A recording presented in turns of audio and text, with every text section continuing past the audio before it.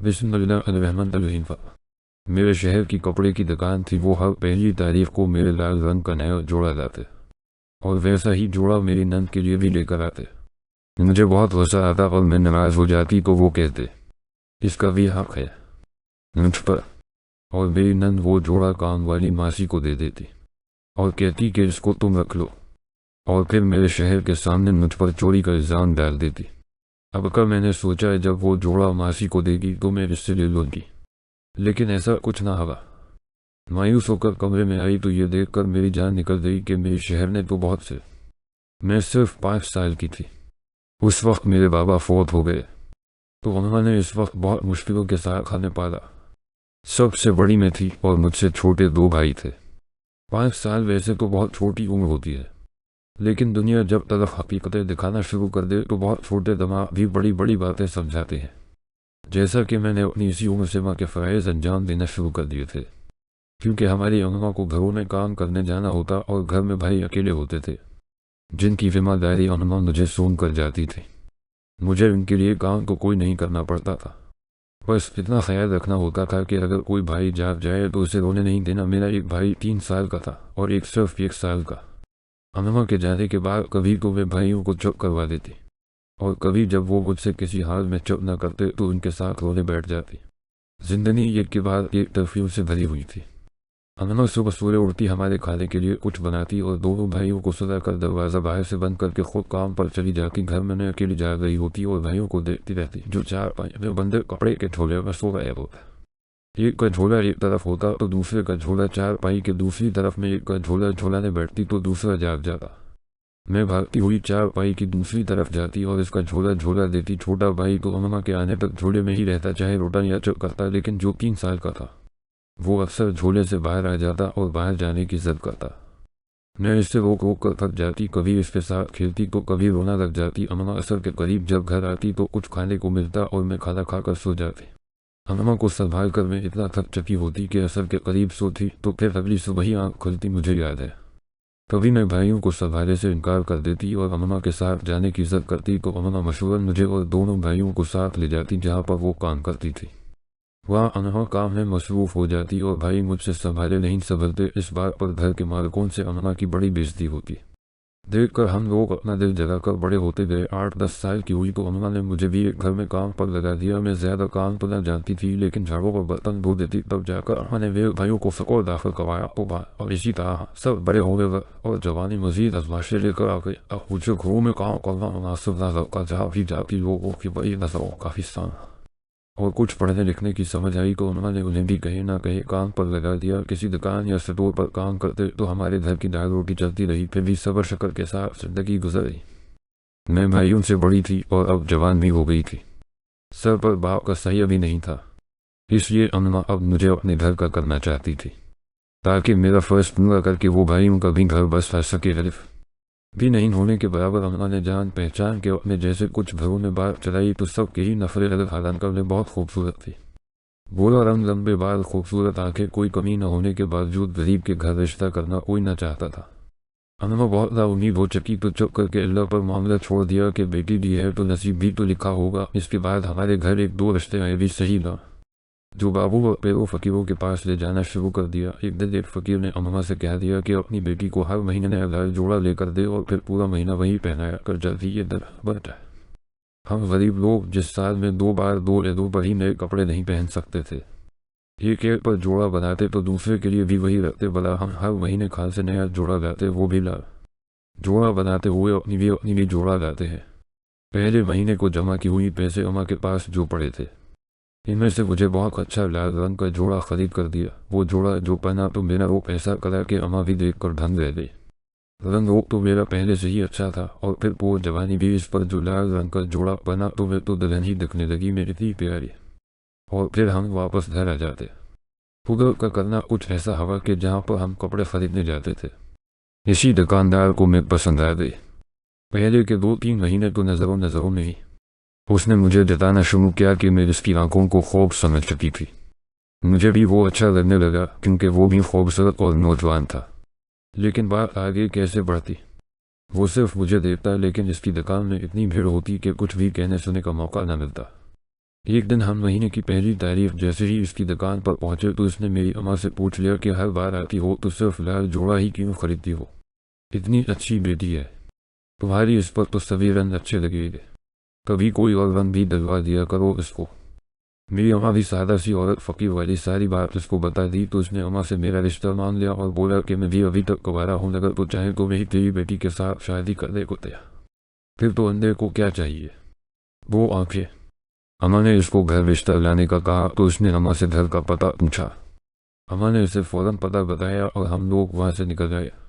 कुछ दिनों तक हमें इंतजार रहा कि वो अपने घर वालों को लेकर रिश्ते के लिए आएगा, लेकिन ऐसा कुछ ना हुआ और फिर पूरा महीना गुजर गया।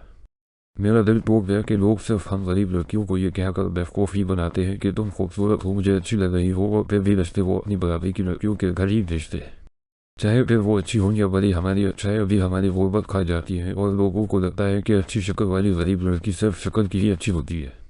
अगले महीने फिर माँ ने मुझे जोड़ा दिलाने के लिए दुकान पर चलने के लिए कहा तो मैंने इससे साफ मना कर दिया और लाल जोड़ा उतार कर खाड़ कर पहन दिया। अम्मा का एक पुराना जोड़ा पहनकर बैठ गई। इस बार मेरा भी दिल टूट चुका था और अम्मा की तरह नाउम्मीद हो गई थी। मुझे बहुत दुख पहुंचा था कि किसी ने भी मुझे पसंद किया, रिश्ते की बात की, लेकिन इस लायक नहीं समझा कि मुझसे रिश्ता करता। मैं बहुत रविया जा रही थी।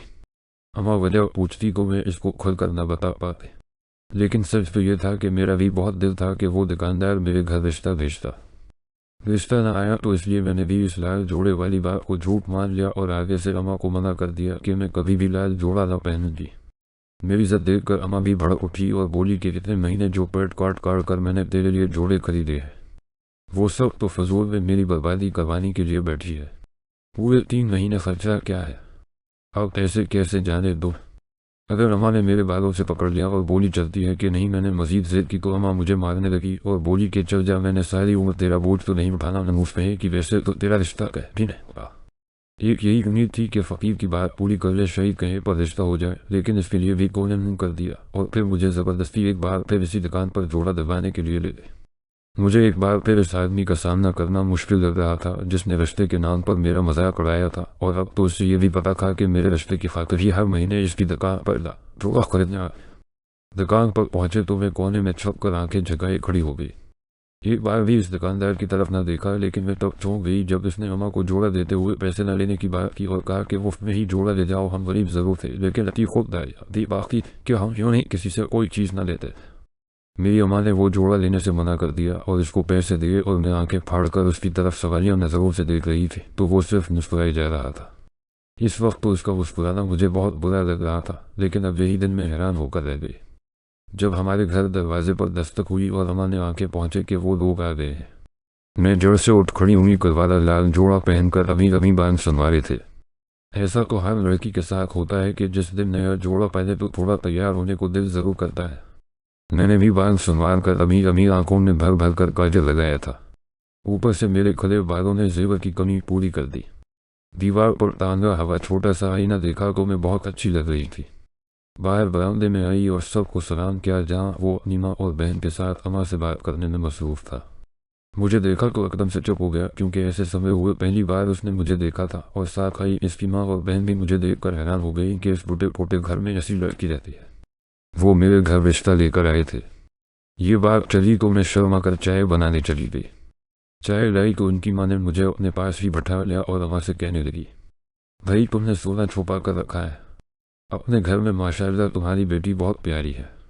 अब तो ये हमारी हुई, मैं जल्दी अपनी चाची बहू को अपने घर ले चाहती हूँ। अम्मा को भला और क्या चाहिए। वो तो खुशी के मारे कुछ बोल ही ना पा रही थी और सिर्फ इतना ही कही जा रही थी कि बस आपकी अमानत है, जब चाहे बयान कर ले, चाहे हम तो गरीब लोग हैं, कौन सी बड़ी तैयारियां करनी है, जब कहेंगे हम तैयार ही हो।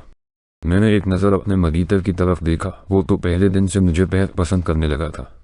अब तो इसकी खुशी की कोई इंतहा न थी, लेकिन अब मुझे इनसे शर्म आने लगी थी, इसलिए बस थोड़ा सा देखकर मेरी नज़रें छक गई। जो दिन पर शादी का दिन तैयार करके वो लोग चले गए तो अम्मा को अभी तक यकीन नहीं हो रहा था कि हमारे इस गरीब से टूटे फूटे घर में कोई रिश्ता लेकर आया था। वो तो खुशी के मारे पूछ ही ना समाती थी, पर मेरा दिल अब घुराने लगा था।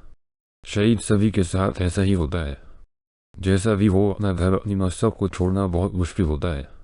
अगर हमको भाई घर आए तो अम्मा ने उन्हें भी ये खुशखबरी सुनाई, वो भी मेरी ज़िंदगी को बसता हवा देकर वो दोनों बहुत खुश हुए। अब अम्मा ने उन्हें कुछ पैसों का बंदोबस्त करने का कहा था, क्योंकि बेटी के लिए कुछ जहीज भी बनाना था। मेरे दोनों भाई मुझसे छोटे थे, लेकिन इसके बावजूद भी वो दोनों बाप का फ़र्ज अदा कर रहे थे। सही किसी दिन के लिए तो माँ बेटों की दाएं मानती है। बेटी तो जब पैदा होती है तब भी मार होती है, और जब रुखसत होती है तब भी मार होती है। बस खुशी के चंद दिन ही होते हैं जब बेटी छोटी होती है। अल्लाह सलामत रखे। मेरे भाइयों को ना जाने कितनी मुश्किलों से गुजर कर मेरे लिए कुछ कपड़े और बर्तन खरीद कर जहीज का बंदोबस्त कर लिया, और इस तरह लड़के वालों ने भी हमारी बहुत खबर थी। जब हमारे लिए तोहफे, कभी कपड़े, कभी खाने की चीज़ें ससुराल से आती रहती, इतनी मोहब्बत को देख कर मैं तो जैसे फर्श से अर्श पर पहुँच चुकी थी। बहुत जल्द ही मेरी शादी भी हो गई, और फिर ज़िंदगी की तो बात ही अलग थी। शहर का बहुत सारा प्यार और घर में किसी चीज़ की कोई कमी न थी। सास और नन के साथ भी मैं बहुत अच्छी तरह पेश आती, क्योंकि मैं जहाँ से आई थी वहाँ बचपन से लेकर मैंने शदीद गुर्बत देखी थी, और यहाँ पर शक्ल के साथ अब बहुत अच्छी तरह ज़िंदगी गुजारना चाहती थी। शहर के कपड़े की दुकान थी। वो सुबह नाश्ता करके दुकान पर चले जाते तो मैं बस घर का थोड़ा बहुत ही काम करती, ज़्यादा मेरी सास और नंद खुद ही कर लेती। उन्होंने मुझे बहुत अच्छी तरह पेश आती, वो बहुत मोहब्बत करते थे, मेरी तारीफ़ करते न थकते थे। मेरी सास ने अब आहिस्ता आहिस्ता इधर का सारा निज़ाम मेरे हाथ दे दिया था। हर चीज़ पर मेरी मर्जी चलती। सास बीमार हुई तो मैंने घर के कामों के लिए अपने साथ एक नौकरानी रख ली। तो मुझे वो वक्त याद आ गया जब बचपन में मैं खुद लोगों के घरों में काम करती थी। लेकिन अल्लाह का बहुत बहुत शुक्र है, उसने मुझे अब ज़िंदगी का हर शक दिया था। मैं अपने नमक की तरफ से बहुत ही ख्याल रहा, लेकिन वो ज़्यादा वक्त हमारे बीच न रह सकी, और मुझे दाएँ देती हुई इस दुनिया से रुखसत हुई तो शहर ने ननद के लिए रिश्ता देखने की जिम्मेदारी मुझ पर डाल दी। लेकिन फिर से खुदा का करना कुछ ऐसा हवा कि मैं जहाँ भी ननद के ये रिश्ते की बात चलाती तो बात आ गया। या तो लोगों को मेरी नमक पसंद आती, या फिर मेरी नमक को वो रिश्ता पसंद न होता। 4-5 जगह ये हर महीने लाल जोड़ा मांगवाना शुरू कर दिया। मैंने शहर को वो बात दिलाई जब मैं हर महीने अम्मा के साथ उनकी दुकान पर जोड़ा लेने आती। शायद इसी की दौलत मुझे इतना अच्छा शहर और घर मिला। अब वे शहर हर महीने मेरी ननद के लिए और मेरे जोड़ा लेकर आते, लेकिन मेरी ननद मुबल ख्यालात की थी। वो ऐसी बातों को नहीं मानती थी, और हर महीने वो अपना जोड़ा नौकरानी को दे देती अगर उसका भाई अगली बार ही बदल गया था। वो हर बार में मुझसे हसद करती, और उसे लगता कि मैं उनके घर में सिर्फ अपनी बात मानवाती हूँ, इसलिए वो लाल जोड़ा भी न पहनती थी और नौकरानी को दे देती। अब की बार मैंने सोचा वो जैसे ही नौकरानी को अपना जोड़ा देगी तो मैं पैसे देकर नौकरानी से जोड़ा ले लूँगी और ननद को पहना दूँगी। लेकिन जब मैंने नौकरानी से वो जोड़ा मांगा तो किसी कीमत पर मुझे जोड़ा देने के लिए फिर मैं जैसे ही मैं अपने अखमीरे में गई तो ये देखकर मेरी जान निकल गई। मेरी कमरे में बेड पर लाल जोड़ों का एक ढेर लगा हुआ था। मेरे शौहर अपनी दुकान से बहुत सारे लाल जोड़े लाए थे, क्योंकि वो अपनी बहन की शादी के लिए बहुत फिक्रमंद हो गए थे। मेरी ननद को भी हर महीने ही नया लाल जोड़ा पाना पड़ता, क्योंकि इसका भाई खुद कितने सारे जोड़े लेकर आया था। मेरी शादी के बाद मेरी भाइयों ने भी एक बहुत अच्छी ज़िंदगी गुजार रही थी, लेकिन दुख की बात यह थी कि वो लोग ये शहर छोड़कर जा चुके थे। अब हमारा मिलना बहुत ही कम होता था, लेकिन फिर भी कभी कभी मैं अपने में के कुछ दिन रहने चली जाती। इस बार ईद आने वाली थी। अम्मी ने मुझे फ़ोन किया और कहा कि इस बार तुम ईद हमारे साथ करने आ जाओ, लेकिन मेरे बच्चे छोटे थे, मैं न जा सकी। तो मेरी अम्मी इस बार ईद मिलने आ गई। मेरे भाइयों ने मेरे लिए बहुत सारी ईदी भेजी थी। वैसे तो मेरे घर वालों का हमारी तरफ बहुत कम आना चाहना था, लेकिन इस बार अम्मी आए तो मैं उन्हें कुछ दिन यही रोक लिया। वो कुछ दिन हमारे साथ रहे तो अम्मी को मेरी नंद बहुत पसंद आ गई, क्योंकि अम्मी मेरे भाइयों की शादी के लिए भी रिश्ते देख रही थी और परेशान थी। तो अम्मी ने मुझसे बात की और कहा कि नंद का रिश्ता अपने भाई से करवा दो। लेकिन मैंने शहर से बात की और इसने अपनी बहन से पूछा तो मेरी नंद ने साफ इनकार कर दिया। अम्मी ने जब ये बात सुनी तो वो भी वापस चले गए। अम्मी क्योंकि यहाँ पर काफ़ी वक्त रह चुकी थी और सबसे ही अच्छी जान पहचान थी, तो इसलिए अम्मी ने अपने ही मेले की एक रिश्ते कराने वाली मासी से कहा कि भाई उनके लिए अच्छे रिश्ते ढूंढ कर दो। और अम्मी इससे वे की तस्वीर मेरी नंद को दिखाई तो उससे मेरा भाई बहुत पसंद आ गया। उसने तस्वीर अपने भाई को दिखाई और बोली कि इसी लड़के से शादी करनी है। और जब शहर ने मुझे बताया तो मैं हैरान हो गई कि दुनिया में ऐसे इत्तेफाक भी होते हैं, लेकिन अल्लाह पाक ने हर किसी का नसीब लिखा होता है और रिश्ते आसमानों पर जोड़े होते हैं। फिर चाहे लोग तकबर में आकर इन रिश्तों से इनकार भी कर दे तो वो कर तो वही रहता है जो अल्लाह का लिखा हो। और फिर पसंद क्या है, वही मेरा भाई है जिसका रिश्ता मेरी अम्मी इसके लिए लाई थी। और इन रिश्ता होने वाले दिन सब ने एक दूसरे से मिलकर ही ये जाना तो सबको बहुत खुशी हुई। मैं और मेरे शहरी सिर्फ पहले से जानते थे और इस तरह जोड़े की बरकत से मेरी नाम का रिश्ता भी हो गया। रिश्ता का हरा और हमने फौरन ही शादी की तैयारियां शुरू कर दी। मेरे नाम का जहेज बनाते हुए कोई कमी न रहने से बहुत अच्छी तरह से इसका पूरा जज बनाया नहीं। अम्मी की बहुत ही ख्वाहिश थी कि वो अपने छोटे बेटे का रिश्ता भी इसी ख़ानदान में कर सके, इसलिए ये जिम्मेदारी अब हमने उनकी बहू को सौंप दी। और माशाअल्लाह से मेरी नंद बहुत अच्छी भाभी साबित हुई और इसने कसम से मेरे छोटे भाई की भी शादी करा। वो मेरी तरह घर में सास का ख्याल रखती। अब हमारे ख़ानदान आपस में जुड़ चुके और मेरी अम्मी को उनकी तमाम मेहनत और दुखों का सरा मिल गया था। उन्होंने बेवा होने के लाल चोड़ा लेने आती थी तो दोनों ही चेहरों पर मुस्कुराहट आ जाती है। इसलिए लाल चोड़े को हमारी ज़िंदगी में एक ख़ास ही अहमियत हासिल है।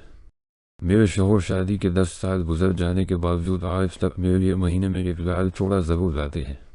इसी तरह उन्होंने इस याद को ताज़ा रखा हुआ है जब उन्होंने मुझे पहली बार पसंद किया था और आज भी इतना ही प्यार करते हैं। इसी वजह से मैं खुद को दुनिया की सबसे खुश नसीब बीवी। अगर आपको हमारी कहानी अच्छी लगी है तो वीडियो को लाइक करें, शेयर करें और हमारे चैनल को सब्सक्राइब करें। अगली वीडियो तक इजाज़त दें। अल्लाह हाफ़िज़।